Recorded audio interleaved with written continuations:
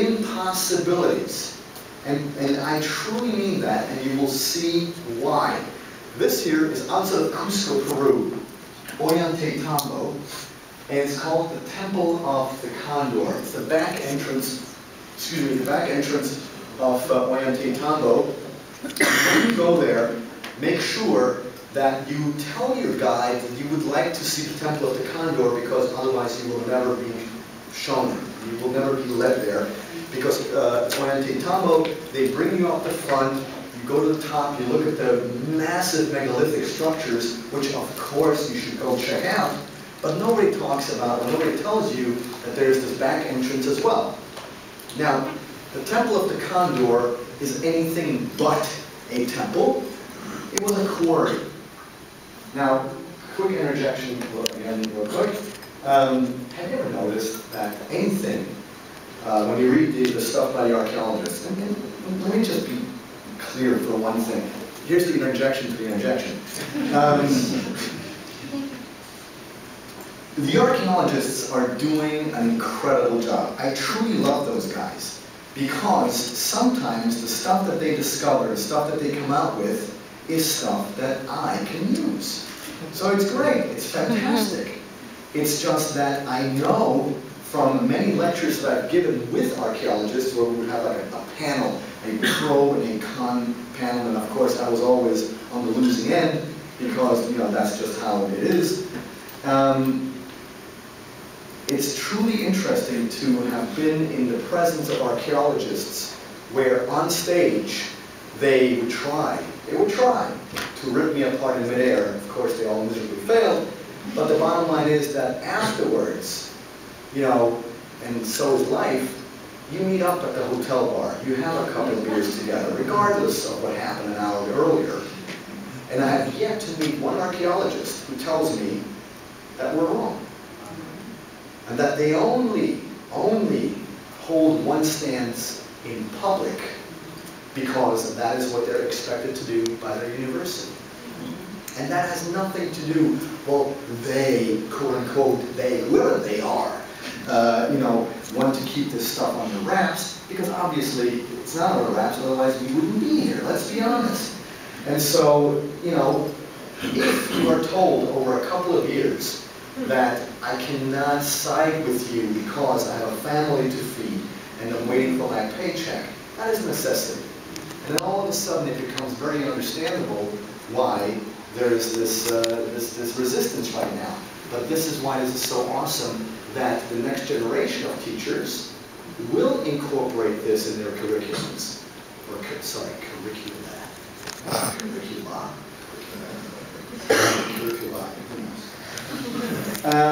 And so therein lies the big difference, that we are experiencing this paradigm shift. So that was number one about the archaeologists. Number two, have you ever noticed that everything in our past was a temple? Everything our archaeologists discovered, it's a place of worship, it's a place of ritual, it's a temple. Well, just shut up. Because it's the same thing as if our archaeologists from 5,000 years in the future will uncover the concrete slab of the Mall of America, and they will label it a temple, or a church, or some place of ritual, or some such nonsense, when in reality, it was nothing like it. Yeah, it might have been a temple for consumption, but that's not it. So to suggest that our ancestors were such numbnuts that all they were cared about was to create these temples. And if that is the case, as the archaeologists are suggesting, you can ask them, what were these temples created for? For whom? Why? For what? Well, for the gods. And then they say, mystery solved, another monument created for the gods. And then they tap each other on the back, and then they go home. Without asking the question, who the fuck were these gods? Nobody asks these questions anymore. Oh, gods, okay, fine. Goodbye, figment of our ancestors' imagination. Really? See, this is where the question has to begin. Who were these gods? But that doesn't even enter into the brain waves of our scientists today, because they are all so high and mighty in suggesting that our ancestors were just fantasizing. Then again, that is the insult in our ancestors' imagination. So, what we have here is a physical impossibility. So let's just assume for a moment that we can see that this stone platform right here was removed, and they did have some type of diamond-tipped blade technology. All right.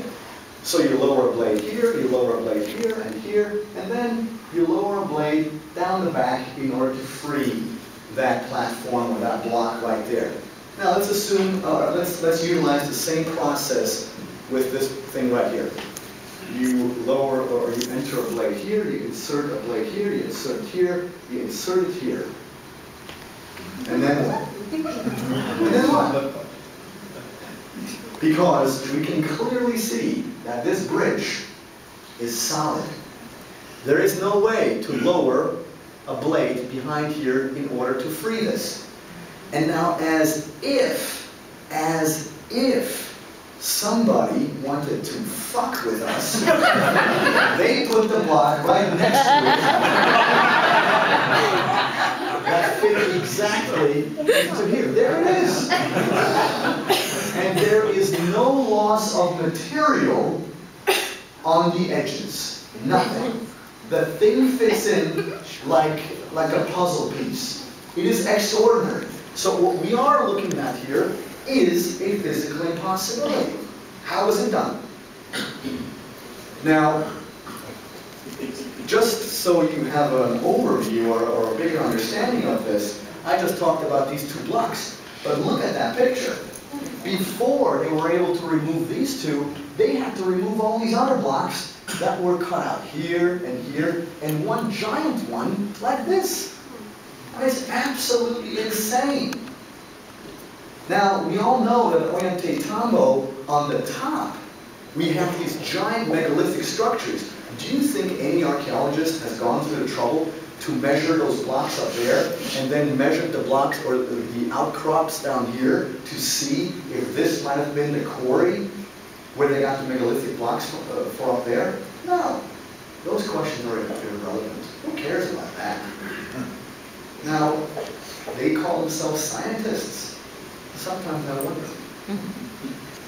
So, I will now show you physical evidence for machining, where a machine has left behind a signature that is irrefutably from a machine and not from chicken bones. So on the side of this place right here, you can actually climb up the side of the mountain, because the entire mountainside is a quarry.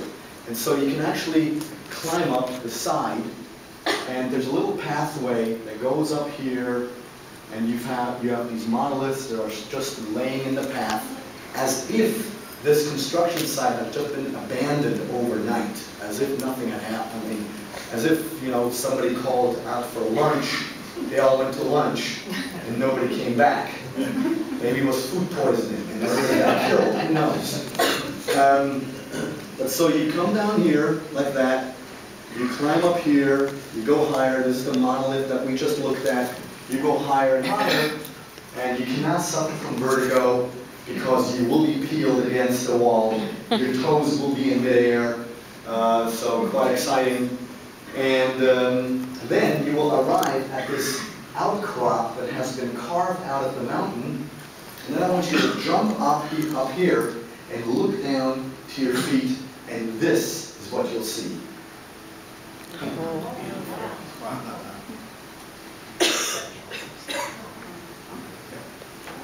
That was not made by chicken bones. What we have here is a signature of some type of a machine. You can tell how the blade went straight into the wall, here, here, and there. The whole thing was cut out in a circular fashion. And it left behind these saw marks that are perfectly geometric. Now, a lot of times, people have explained away this with the water freezing technique. And the water freezing technique truly is a method that was used in ancient times with which to free boulders from rock faces. And it basically works like this, where you pour water into naturally occurring crevices of the rock, and then, of course, you have to be, in case, people don't know that, you have to be in the right climate for this to work. So the idea is that after you pour this water in there, at night, it'll freeze, and through the expansion of the ice, you would then eventually free that boulder from the rock face.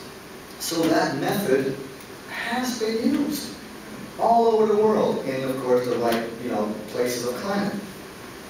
But in none of the documented cases